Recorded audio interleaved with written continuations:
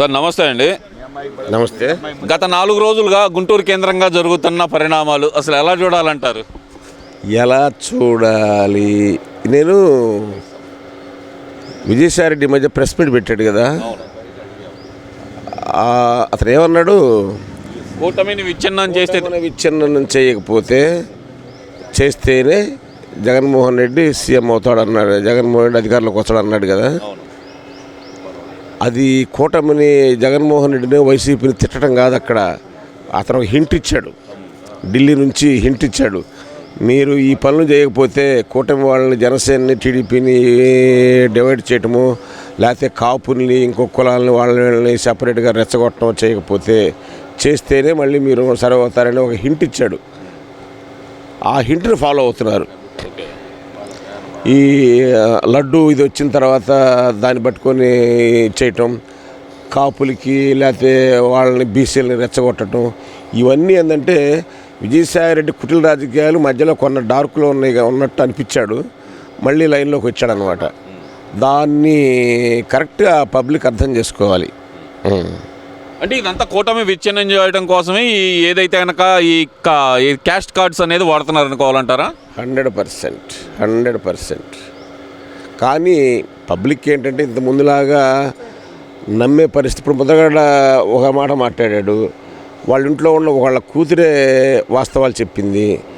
అలాగనే జరుగుతూ ఉన్నాయి. అంటే జగన్ మాటలు నమ్మే పరిస్థితి మాత్రం ఒక్కసారి మోసగాన్ని ఒకసారి నమ్ముతారండి. ఒకసారి మోసపోయిన తర్వాత ఎందుకు నమ్ముతారు? ఎనీబడి, వాడు ఇన్నోసెంట్ కావచ్చు. ఒకసారి మోసపోయిన ప్రజానీకం మళ్ళీ ఆ జగన్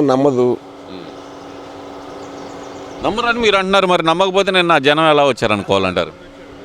జనం ఎక్కడున్నారు? నేను ఆ టైంలో ఆఫీస్ పని మీద అటు ఇటు తిరుగుతూ వెళ్ళాను కూడా. నాకు తెలియదు ఎందుకు జనం కొంచెం ఉన్నారు అనుకున్నా. తర్వాత అనిపించింది చెప్పులు తప్పితే జనం కనపడలేదని అన్నారు. Ground reality.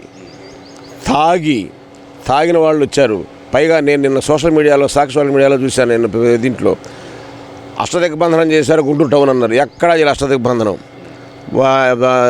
దిగ్బంధనం లేదు, జనం లేరండి. ఇటు మిగతా రోజులు ఎలా జరిగిందో తెలియదు కానీ నిన్న పబ్లిక్ లేరు. వాళ్ళు వెహికల్స్ పెట్టి వాళ్ళు బాగా తాగిన వాళ్ళు వచ్చారు. నిజంగా చెప్పారు, చెప్పులు తప్పితే మనుషులు కనపడలేదంట.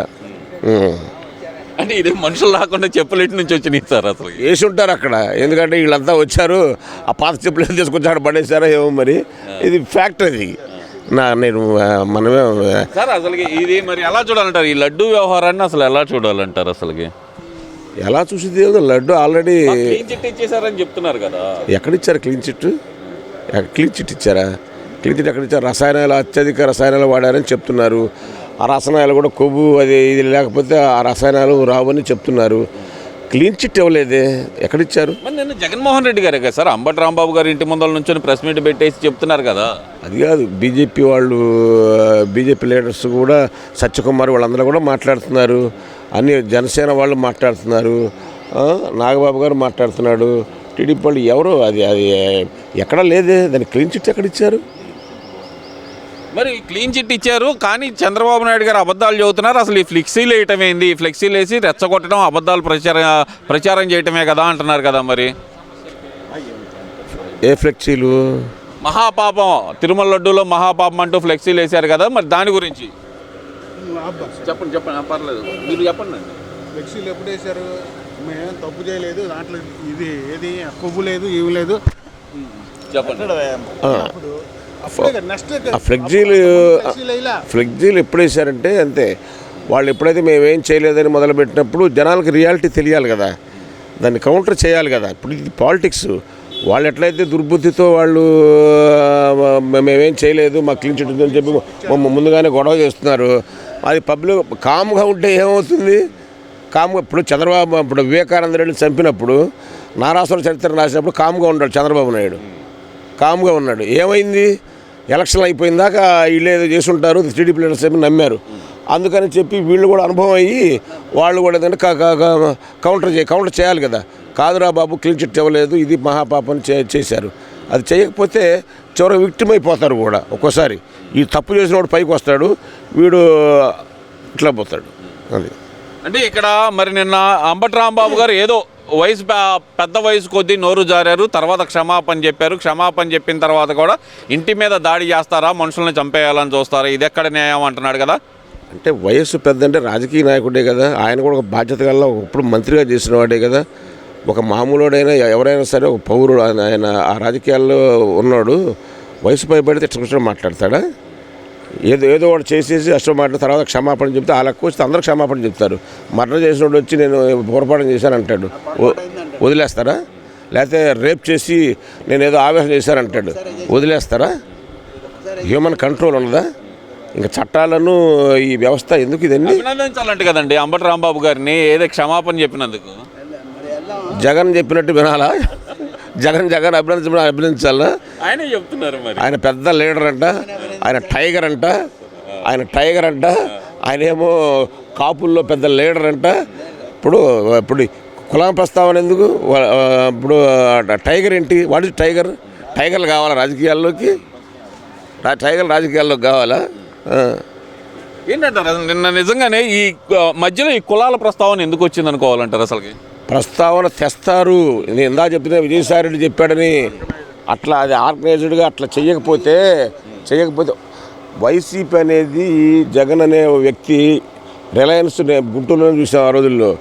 ఎప్పుడైతే సాక్షి మీడియాలో వస్తుందని తెలిసి దానికి ముందే టీవీల్లో ముందే రిలయన్స్ మాల్స్ అన్నీ ఇచ్చేశారు, తగలబెట్టేశారు.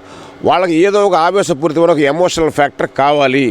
లేకపోతే వాళ్ళకి వాస్తవాలు కనుక తెలుసుకుంటే వాళ్ళ వెనక ఎవ్వడు ఉండరు.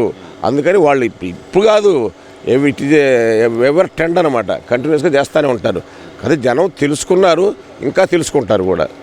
ముందర ముఖ్యంగా చూస్తే కనుక నిన్న వచ్చిన జన సందోహంతో ఇందాక మీరు అన్నట్టు అష్ట దిగ్బంధం అయిపోయిందని చెప్పి ఒక మాట అయితే అంటున్నారు కదా. అసలుకి మరి నిజంగానే ఆ జన సందోహం ఎటు నుంచి వచ్చింది అనుకోవాలంటారు? అసలుకి మరి ఎక్కడి నుంచి వచ్చిందండి? ఇప్పుడు అక్కడ సినిమా షూటింగ్ జరుగుతుంది అనుకో, లేకపోతే జగనో లేకపోతే ఎవడో ఒక లీడర్ వస్తున్నాడు అనుకో, పోలీసులు ఉన్నారనుకో, 10 మంది జాగ్రత్తలు చూడటానికి సహజం.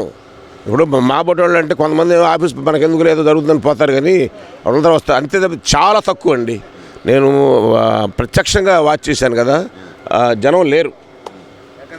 మరి ఇక్కడ ఓవరాల్గా చూసుకుంటే కనుక ఈ జరుగుతున్న ఇష్యూలను అసలు ఎలా చూడాలంటారు? ఇదంతా డైవర్ట్ పాలిటిక్స్లో భాగంగానే జరుగుతుంది అనుకుంటారా? లడ్డు ఇష్యూని డైవర్ట్ చేయడానికే డైవర్ట్ పాలిటిక్స్ ఉంటుంది, కౌంటర్ పాలిటిక్స్లు ఉంటాయి.